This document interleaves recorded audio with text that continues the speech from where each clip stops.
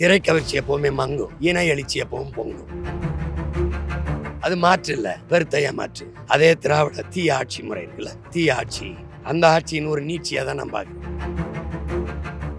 விவசாயி சின்னத்திற்கு வாக்களிப்போம், வருங்கால தலைமுறைக்கு வாழ்வளிப்போம்.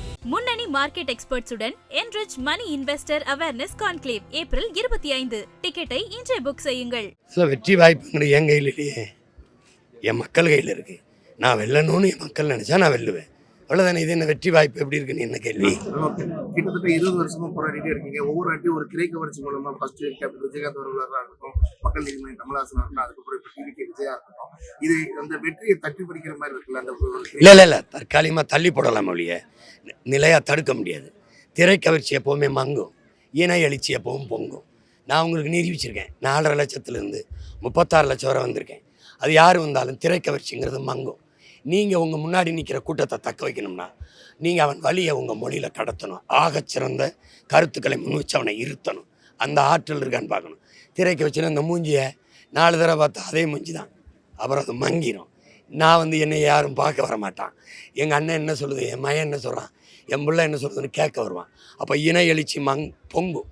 எப்படின்னா, உன் வெயிட் அடித்தா நான் தேவைப்படுவேன், நிலத்தை பறிச்சா நான் தேவைப்படுவேன், மீனவனை சுட்டா நான் தேவைப்படுவேன். என் இனத்துக்கு ஒரு பிரச்சனைனா என்னை என் மக்கள் தேடுவான். ஏன்னா அது இணை எழுச்சி. திரைக்கவர்ச்சி மங்கும், இணை எழுச்சி பொங்கும். புரிஞ்சிருச்சா?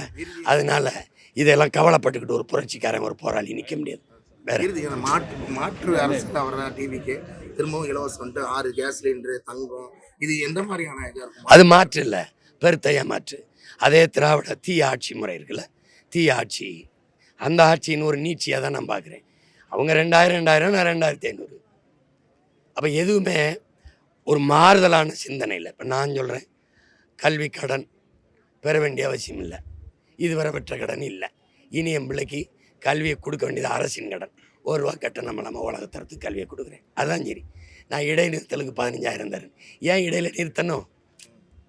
கல்விக்கு கடன் 20 லட்சம். ஏன் கடன் கொடுக்கணும்? நான் கந்து வெட்டி இல்லையே கவர்மெண்ட்டு, நான் ஏன் கடன் கொடுக்கணும்? என் பிள்ளைக்கு கல்வியை கொடுக்குறது ஏன் கடமை, அதை தான் செய்யணும். அப்போ ஒவ்வொன்று கட்டி பேசக்கூடாது. தாலிக்கு தங்கம் கொடுக்குறேன்னா தாலி கூட வாங்க முடியாதவனுக்கு எதுக்கு வாழ்க்கை மனைவி? தாலியை கட்டி உழைச்சி சம்பாரித்து வாங்கி கட்டுற வேலை வாய்ப்பு வருவாய்ப்பு இருக்கும், வாழ்க்கையை கொடுக்கணும். அதை கொடுக்கறதுக்கு யோசிக்கணும். அவன் தான் தலைவன். புரியுதா? விவசாயி சின்னத்திற்கு வாக்களிப்போம், வருங்கால தலைமுறைக்கு வாழ்வளிப்போம். முன்னணி market எக்ஸ்பர்ட்ஸுடன் enrich money investor awareness conclave April 25. டிக்கெட்டை இன்றே புக் செய்யுங்கள்.